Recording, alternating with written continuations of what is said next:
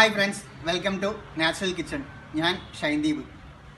അപ്പോൾ ഇന്ന് നമ്മൾ ഉണ്ടാക്കാൻ പോകുന്നത് തലശ്ശേരിയിലൊക്കെ കാണുന്ന കല്യാണ വീട്ടിലുള്ള തലശ്ശേരി ദം ബിരിയാണിയാണ്.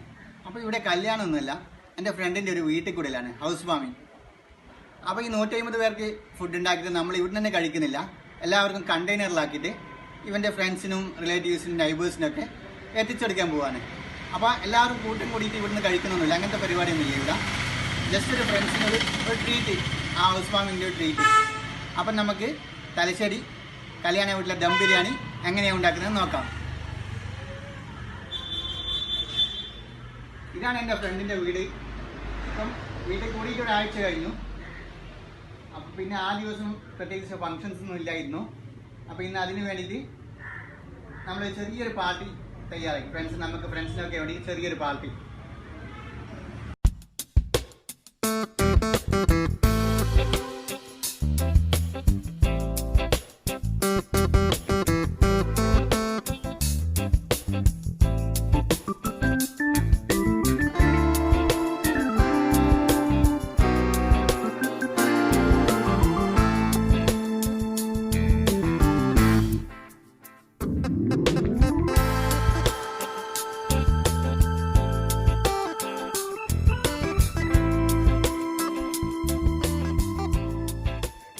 ഇതാണ് ലഗോൺ കോഴി.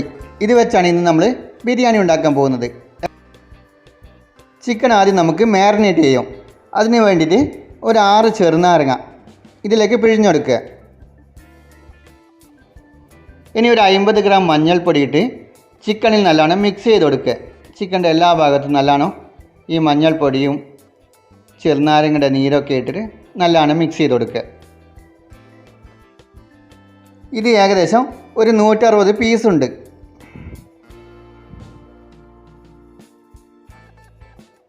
ഇനി ചിക്കനിലേക്ക് ആവശ്യമായ ഉപ്പിട്ടെടുക്കുക. ഉപ്പിട്ടിട്ട് ചിക്കൻ നല്ലോണം മിക്സ് ചെയ്യുക. എല്ലാ ഭാഗത്തും ഉപ്പും ചെറുനാരങ്ങയും മഞ്ഞളും എല്ലാ ഭാഗത്തും നല്ലോണം കുഴച്ച് മിക്സ് ചെയ്തിട്ട് ഒരു അരമണിക്കൂറെങ്കിലും റെസ്റ്റ് ചെയ്യാൻ വെക്കുക ചിക്കൻ.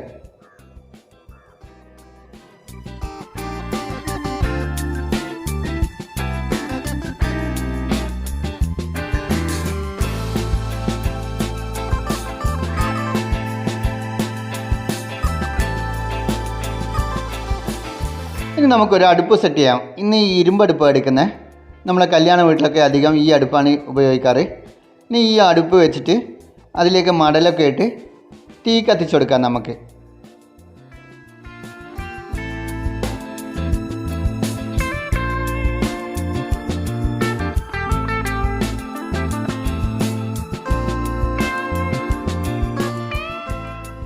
ഇപ്പോൾ തീ നല്ലോണം കത്തി വന്നിട്ടുണ്ട്. ഇനി ഒരു ചെമ്പ് വെച്ച് കൊടുക്കാം. ആദ്യം നമ്മൾ മസാല ഉണ്ടാക്കാൻ പോകുന്നത്. അതിലേക്ക് നമ്മൾ മാരിനേറ്റ് ചെയ്ത് വെച്ച ചിക്കൻ എടുത്തിട്ട് ആ ചെമ്പിലേക്ക് ഇട്ടെടുക്കുക.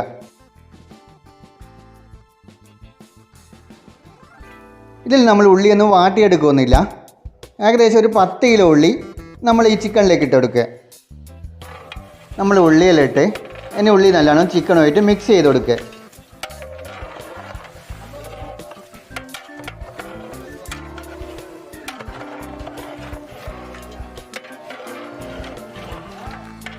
ഇനി അതിലേക്ക് ഒരു 2.5 കിലോ വെളുത്തുള്ളി ചതച്ചത് ഇട്ടിട്ട് നല്ലോണം മിക്സ് ചെയ്ത് കൊടുക്കുക ഈ ചിക്കനിലേക്ക്.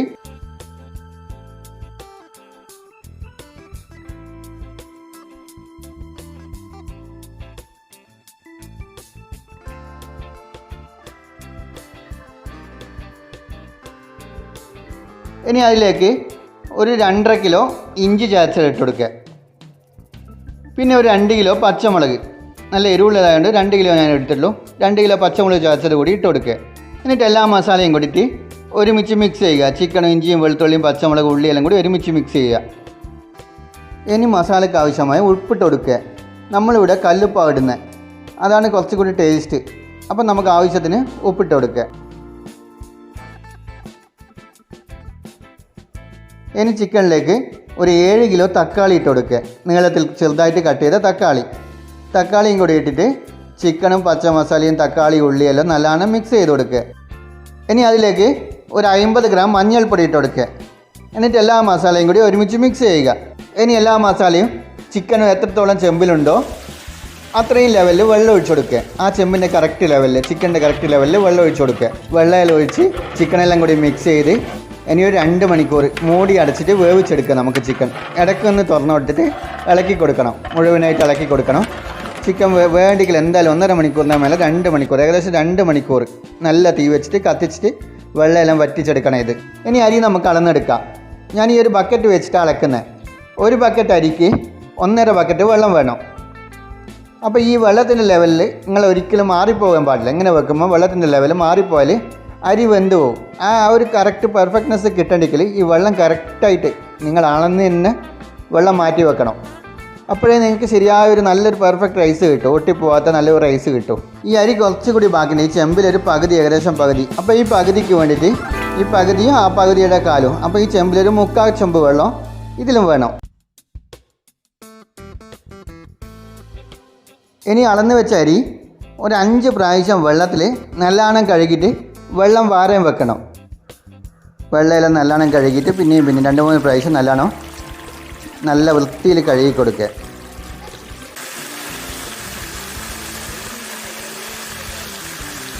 ഇനി ഇതിലേക്ക് ഇതേപോലത്തെ തുണി വെച്ചിട്ട് വെള്ളം വാരാൻ വെക്കുക. ഇനി നമുക്ക് റൈസ് ഉണ്ടാക്കാം. അതിൽ തീയൊക്കെ കത്തിച്ച് വേറൊരു അടുപ്പ് വെച്ചിട്ട് ഒരു ചെമ്പ് വെച്ച് ചൂടാകുമ്പോൾ അതിലേക്ക് 2 ലിറ്റർ വെളിച്ചെണ്ണ ഒഴിച്ചു കൊടുക്കുക.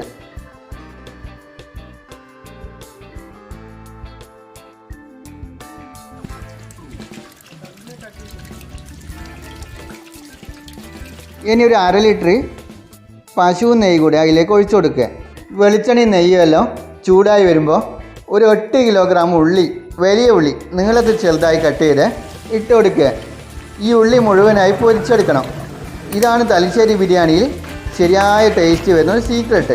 ഇനി നമ്മളെ മസാലയിലേക്ക് ഒരു 1/2 ലിറ്റർ പശു നെയ്യ് ചേർത്ത് കൊടുക്കുക. പശു നെയ്ക്ക് പകരം ഓയിലോ വെളിച്ചെണ്ണയോ എന്ത് വേണ്ടിക്കാൻ ചേർത്ത് ഇനി ഉള്ളി ചെമ്പിന് ഒരു ഗോൾഡൻ ബ്രൗൺ ആകുന്നവരെ പൊരിച്ചെടുക്കുക. ഒരുപാട് കരിഞ്ഞു പോയത് ഒരു ഗോൾഡൻ ബ്രൗൺ. ഇപ്പോൾ ഉള്ളിയിൽ നല്ല ഗോൾഡൻ ബ്രൗൺ ആയി വന്നിട്ടുണ്ട്. ഇനി നമ്മൾ അടുപ്പിൽ നിന്ന് ചെമ്പ് ഇറക്കി വെക്കുക. എന്നിട്ട് ഇതിൽ നിന്ന് ഉള്ളി, പൊരിച്ച് വെച്ച ഉള്ളി വറുത്ത് കോരി മാറ്റി വെക്കുക. ഉള്ളി പൊരിച്ച അതേ എണ്ണയിൽ അണ്ടിപ്പരിപ്പും കിസ്മിസും വറുത്ത് കോരി മാറ്റി വെക്കുക.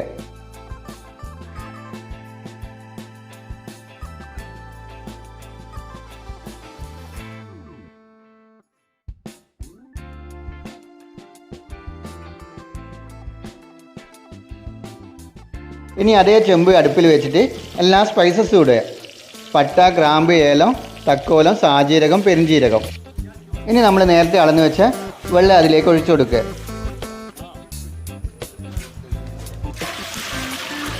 ഇനി നമുക്ക് ഉപ്പിട്ട് കൊടുക്കുക. ഞാനിപ്പോൾ കട്ട ഉപ്പ് തന്നെ ഇടണേ. വെള്ളത്തിൻ്റെ ലെവലിനെക്കാട്ടും ഒരുപടി മുമ്പിലായിരിക്കണം ഉപ്പിൻ്റെ ആ ഒരു ടേസ്റ്റ്. ഇനി അതിലേക്ക് കുറച്ച് മല്ലി പുതിന ചേർക്കുക.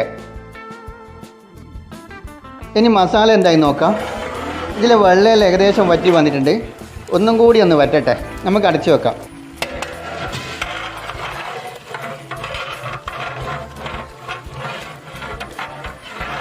ഇനി നമ്മളെ ചോറിലേക്ക് ഒരു 5 ചെറുനാരങ്ങ പിഴിഞ്ഞ് അതിൻ്റെ നീരൊഴിച്ചു കൊടുക്കുക. വെള്ളമെല്ലാം തിളച്ച് വരുന്നുണ്ട്. ഇനി കഴുകി വാർത്ത് വെച്ച അരി ഇട്ട് കൊടുക്കുക. കുറച്ചായിട്ട് നമ്മൾ വെള്ളത്തിലേക്ക് ഇട്ട് കൊടുക്കുക.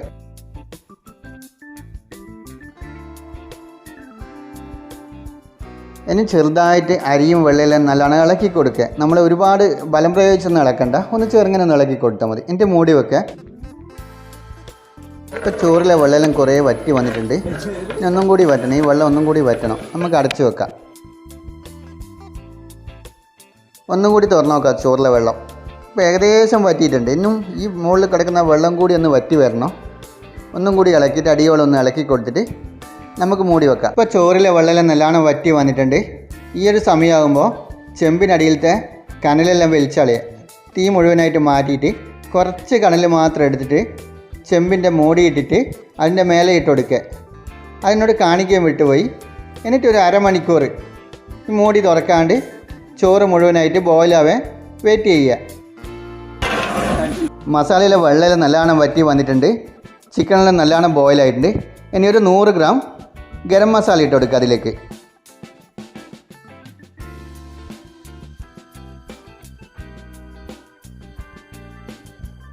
നേരത്തെ കുറച്ച് നെയ്യ് അവിടെ ബാക്കി വെച്ചിരുന്നു, അതുകൂടി ഒഴിച്ചു കൊടുക്കുക. ഇനി മല്ലിയും പുതിനയും ഒരു മടിയും കൂടാണ്ട് നല്ല ലാവിഷായിട്ട് ഇട്ട് കൊടുക്കുക. എല്ലാം കൂടി ഒരുമിച്ച് മിക്സ് ചെയ്ത് കൊടുക്കുക. ഇനി അവസാനമായിട്ട് നമ്മൾ പൊരിച്ച് വെച്ച ഉള്ളി അതുകൂടി ഈ മസാലയിൽ ചേർത്ത് കൊടുക്കുക. എന്നാൽ മാത്രമേ ആ ഒരു പെർഫെക്റ്റ് ടേസ്റ്റ് വരൂ.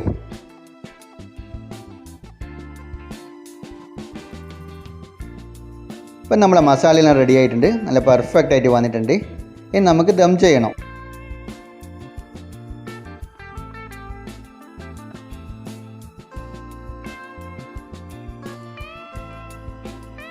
നമ്മൾ ചോറ് മൂടി വെച്ച് അരമണിക്കൂർ കഴിഞ്ഞിട്ടുണ്ട്. നമുക്ക് പൊന്തിച്ച് നോക്കാം, മൂടി പൊന്തിച്ച് നോക്കാം എന്തായി നോക്കാം. ഇപ്പോൾ ചോറൊക്കെ നല്ല പെർഫെക്റ്റായി വന്നിട്ടുണ്ട്. ഒന്ന് അടിയിലോളം ചോറിൻ്റെ അടിയിൽ വരെ നല്ലോണം ഇളക്കി കൊടുക്കുക. എല്ലാം ചോറ് മറിച്ചിട്ട് കൊടുക്കുക, മേലത്തെ ഭാഗം അടിയിലും അങ്ങനെ ആക്കിയിട്ട് മറിച്ചിട്ട് കൊടുക്കുക ചോറ്.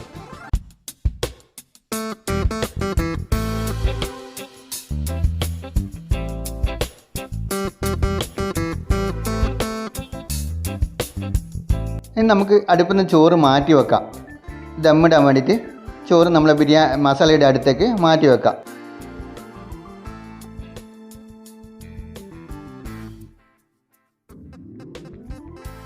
ഇനി മസാലയിലേക്ക് ചോറ് എടുത്തിട്ട് കൊടുക്കുക. ആ മസാലയുടെ മേലേക്ക് കുറച്ചായിട്ട് മുഴുവനായിട്ട് ചോറ് നമ്മൾ ഈ ചെമ്പിൽ കൊള്ളിക്കണം.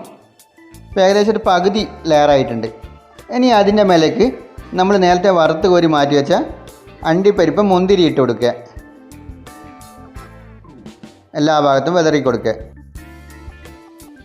ഇനി ചോറിലേക്ക് അവസാനമായി കുറച്ച് മല്ലി പൊതിനയും പശു നെയ്യും കുറച്ച് ഗരം മസാല ഇട്ട് കൊടുക്കുക.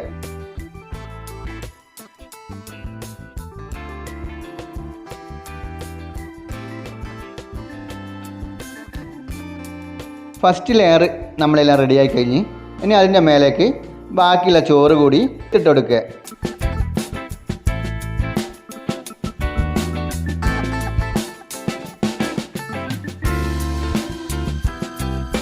മറ്റേ ബിരിയാണി ചെമ്പിലെ ചോറ് മുഴുവനായിട്ട് മസാലയുടെ ചെമ്പിലേക്ക് ഇട്ട് കൊടുക്കുക.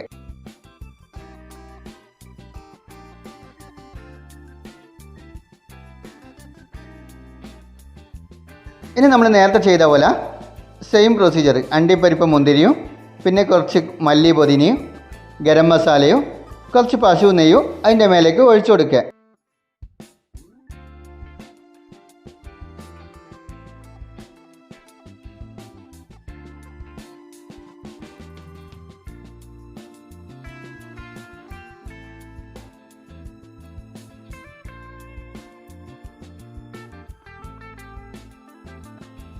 ഇപ്പം നമ്മളെ സെക്കൻഡ് ലെയറും റെഡി ആയിട്ടുണ്ട്. ഇനി ചെമ്പിൻ്റെ മൂടി അടച്ചിട്ടിട്ട് അതിൻ്റെ മേലേക്ക് അടിയിൽ നിന്ന് കുറച്ച് കനലെടുത്തിട്ട് മേലെ ഇട്ടിട്ട് ഒരു അരമണിക്കൂർ ദമ്മിട്ട് വെക്കാം നമുക്ക് ബിരിയാണി.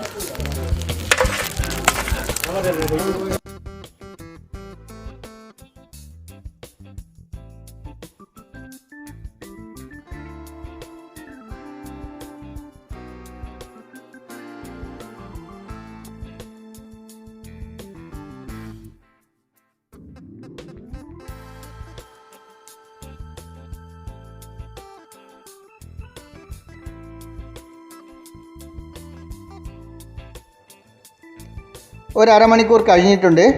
ദമ്മ് പൊട്ടിക്കാൻ എല്ലാം മൂടി മാറ്റുമ്പോൾ ആ ചെമ്പിൽ ആവിയിൽ നിന്ന് വരുന്നൊരു മണമുണ്ട്.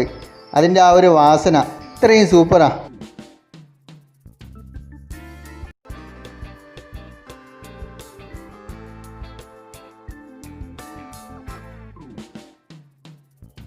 ഇനി ചോറ് നമുക്ക് സെപ്പറേറ്റ് ചെയ്യാം. നമുക്ക് കുറച്ചായിട്ട് ആദ്യത്തെ ചെമ്പിലേക്ക് തന്നെ ചോറെടുത്ത് മാറ്റി വെക്കുക. ചോറൊക്കെ നല്ല പെർഫെക്റ്റായി വന്നിട്ടുണ്ട്. ഒട്ടിപ്പിടിച്ചിട്ടൊന്നുമില്ല, ഒരുപാട് ബോയിലായിട്ടൊന്നുമില്ല.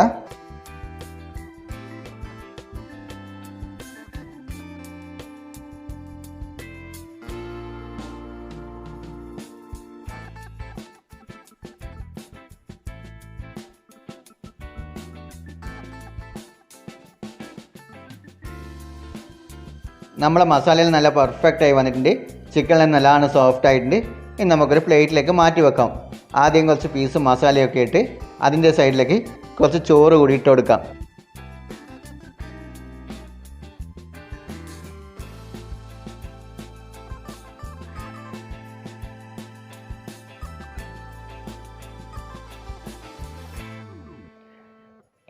ഫ്രണ്ട്സ്, നിങ്ങൾക്കെല്ലാം തലശ്ശേരി ബിരിയാണി ഇഷ്ടമായെന്ന് വിചാരിക്കുന്നു. നിങ്ങളെല്ലാവരും എന്തായാലും ഒന്ന് ട്രൈ ചെയ്ത് നോക്കണം. പുതിയൊരു വെറൈറ്റി ഡിഷുമായി അടുത്ത വീഡിയോയിൽ കാണാം.